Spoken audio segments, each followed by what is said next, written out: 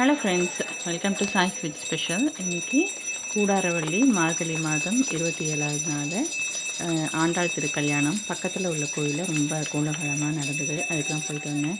அது ஒரு சின்ன கிளிப்பிங்ஸ் தான் அது. ஸோ கோயில் போயிட்டு வந்துட்டு சிம்பிளாக ஒரு தயிர் சாதம் மாதிரி செஞ்சேன். குக்கரில் ஒரு கிளாஸ் சாதம் வச்சு எடுத்துக்கிட்டேன். அதை வேறு பாத்திரத்தில் மாற்றிட்டு நல்லா ஆற விட்டுக்கிட்டேன். சாதம் சூடாக இருக்கும்போதே நல்லா கரண்டிட்டு இந்த மாதிரி மசிச்சு விட்டிங்கன்னா தயிர் சாதத்துக்கு நல்ல குலைவாக சூப்பராக இருக்கும். இப்போ தேவையான அளவு உப்பையும் சேர்த்துடலாம். பொடி உப்பு சேர்த்துருக்குறேன். இப்போ தயிர் சாதத்துக்கு தாளிச்சிக்கலாம். ஒரு பேன் அடுப்பில் வச்சுட்டு நல்லெண்ணெய் சேர்த்துக்கோங்க. கடுகு, கருப்பு உளுந்து சேர்த்துருக்குறேன். அப்புறம் அது கூடவே கொஞ்சம் கடலைப்பருப்பு சேர்த்துக்கோங்க. 2 பச்சை மிளகாய் சேர்த்துக்கோங்க. கூடவே பெருங்காய பொடியும் சின்ன சின்ன துண்டுகளாக நறுக்கி வச்சுருக்கேன் இஞ்சி துண்டுகளையும் சேர்த்துக்கலாம். இப்போ தாளித்ததை சாதத்தோடு மிக்ஸ் பண்ணிக்கலாம். இப்போ தாளிச்சது கொட்டியாச்சு. இப்போ தயிர், பால் 2த்தையும் சேர்த்துக்கலாம். பால் 1 கிளாஸ் சேர்த்துருக்குறேன். தயிர் 1.5 கிளாஸ் சேர்த்துருக்குறேன்.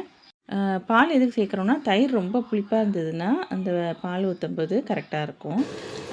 ஸோ புளிப்பு இல்லாமல் நிதானமாக இருக்கும்.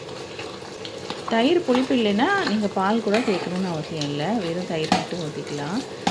எனக்கு கொஞ்சம் புளிப்பாக இருக்குமோன்னு தோணுச்சு, அதனால் 1 கிளாஸ் பால் சேர்த்துருக்குறேன். உங்களுக்கு தயிர் சாதம் எந்த கன்சிஸ்டன்சிக்கு வேணுமோ அந்தளவுக்கு கொஞ்சம் கூட குறைச்சி ஆட் பண்ணிக்கோங்க.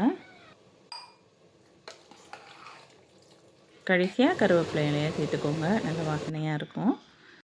இன்றைக்கி ரொம்ப சிம்பிளாக தயிர் சாதம் செஞ்சு கடவுளுக்கு நிவேதியம் பண்ணிட்டேன்.